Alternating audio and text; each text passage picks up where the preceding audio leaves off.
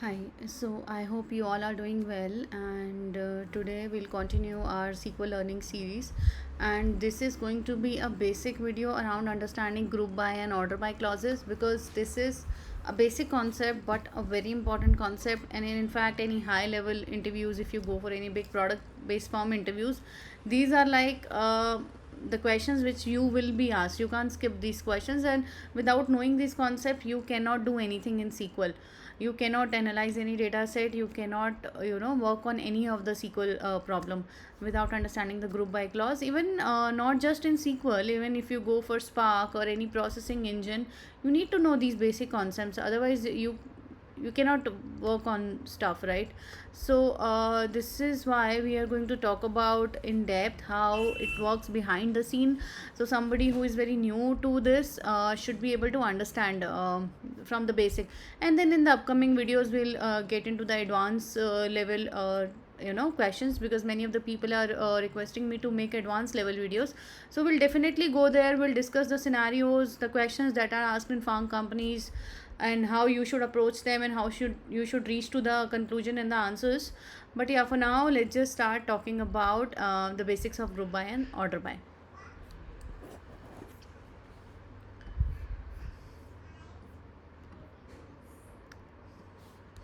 Okay, so okay, so to explain this concept to you guys, I have just taken a simple table which is a num employees table. And if you see in this table, the num employees, we have just done a select star on this table, and we have got this data: sales, marketing, engineering. So these are basically the different departments, and for the corresponding departments, we have the number of employees that are there in these department. So now just understand, if somebody asks you, I want to see how many employees are there in each department. Say in your firm you are working in a project, and there is web services team working, there is data engineering team working, there is data science team, there is ML ops team as well. So these are different departments, right? And now your boss says that, okay, get me the number of employees working in web services team or in the ETL team, right? So how do you do that? If your team is small, you just have 10 people working in each department, you will just count and say, okay, this is the number. But if it somebody says, okay, get me how many employees are there in the web services category for the entire organization. Say for organization like Accenture, or organization like TCS, where there's a huge count of employees. If somebody asks you, okay, tell me how many people are there with the web services background, or how many people are there with the data science background, then you can't count it, right? So you have a data residing in a table, and you want to do a group of data. You want to get what is the count on the particular group. Like you have a data science group, so for the data science group, how many employees are there? You want to get the count, but on which basis? On the basis of group, like this category, which is data science, or which is web services, or which is ETL, right? So this category will become a group by column for you, because you want to group by category, right? And then whatever you want count of employees, you want average of employees, you want median, mean, all these functions are provided by SQL. You can put any given function. So let's just come back to this example. We have given number of employees, simple department is given, and number of employees given. Now if I tell you, give me sum of employees in the sales department, so what you will do? You will see, okay, okay, sales department has this 25 employees here.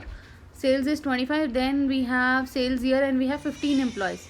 You have just listed out all the sales employees and the corresponding number of employees. So how many employees are there in sales department? There are 40 employees.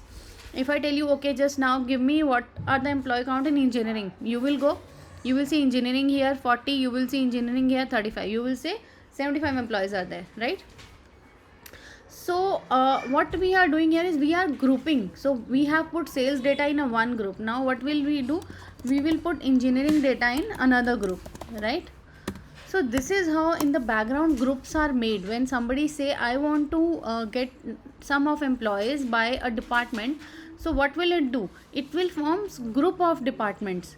each unique group, like sales, it has form one group. It is, say, just assume it is in one bucket, engineering is another bucket, marketing is in another bucket, and then it will find the operation that you want to do. Say you want to do sum, you want to do count, you want to do average, whatever you want to do, right? So that will be done. Now let's just try to write one query with a simple group by statement, right? Okay, I just write select. I always prefer to write star first, so select star from what is the table name, num employees. Okay, num employees, group by what, department. Okay, you have done group by department, but what do you want to get out of this? You want department name, right, comma, what do we want? We want number of employee ka sum, so we will put sum of number of employees, right? So this is how, if I run this query, what should I get? I should get a result like sales has total how many employees, 25, 35, 40, right? 40 employees, and engineering has 75, and so as about others, right? So engineering has 75, sales has 40. So what has is done is it has grouped by the department, and then sum of, if you want average, it will do average as well, right? There is no problem. You have got an average, whatever mathematical functions you have applied, you can do that. Now say this is the result we have. Now if somebody says give me order by also, I want to see the maximum value first, and then I want to see the result in decreasing order. So what do we just want to do order by. So what order by do is it will sequence the result in a given order. You want order by what, sum of number of employees, right? Descending means highest will come first and rest will come at the bottom. I mean, see, higher to, I mean, increasing to decreasing order. So 75, 40, 40, 20, 20, 15. So this is how we can do order by as well, along with group by. I hope you got it. If you have any doubts here, just put it in a comment section so that we can discuss it further. Now there is one more catch to it. Say if somebody wants gives you that, okay, give me the employees or give me the departments who have employee count greater than 40. Okay, I don't want to consider, say maybe they want to distribute some bonus across the departments, and they want to skip out the department, say which has higher number of employee, or maybe they want to give them. So say somebody says, okay, now out of this grouping, give me the departments whose sum is more than 40, I mean whose employee count is more than 40. So what will we do?